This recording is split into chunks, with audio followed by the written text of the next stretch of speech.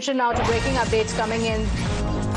The International Monetary Fund has raised India's growth outlook for 2025 to 7.3%, citing better than expected corporate earnings in the third quarter and strong momentum heading into the fourth.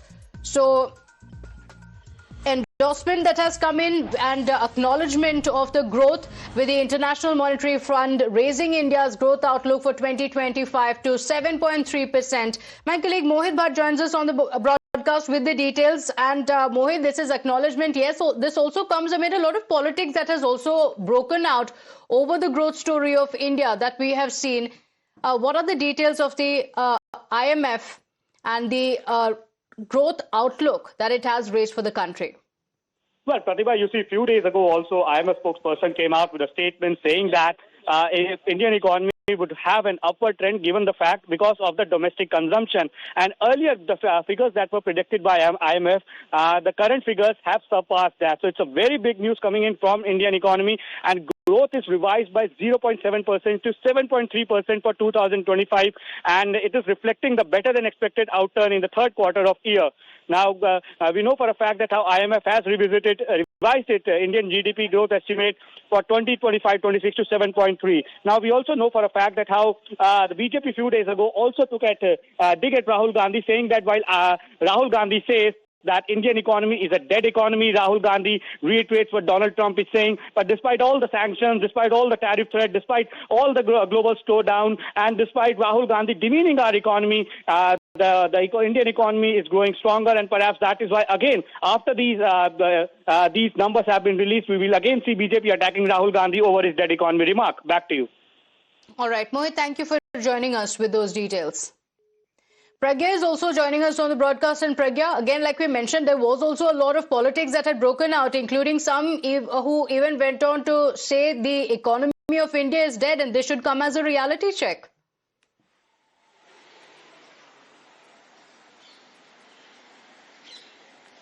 Well, this has always been a narrative that is, that was in fact propagated by many of the opposition parties. And in fact, they keep on saying that despite the figures that have been given by IMF, that has been, and in fact, the figures that were given by many of the foreign agencies that gives also an estimate of growth projections of various economies. And in fact, the kind of, the statement that have come from these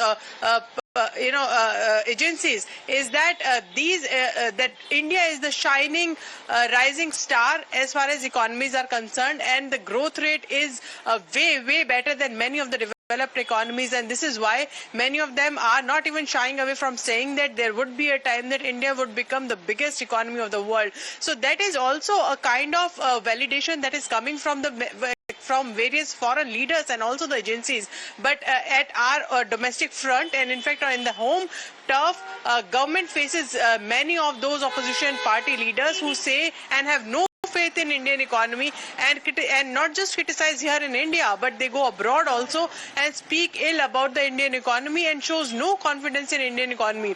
This is the kind of narrative that government is fighting right now. But the budget session is going to start very soon. January 20th is the day that budget session will start. A lot of challenges the government has to ensure that it gives a budget that is liked by the people, and also take care of the welfare schemes as well. But having said that, government believes that the budget is going to be for everyone's liking, and the growth projection rate that we have seen in the country is going to just amplified by many, and in fact it is going to grow further. And there is no reason for anyone to not show trust in Indian economy. Okay, all right. Pragya and Mohit, thank you for joining us with those details. With that, a short break. We'll be right back.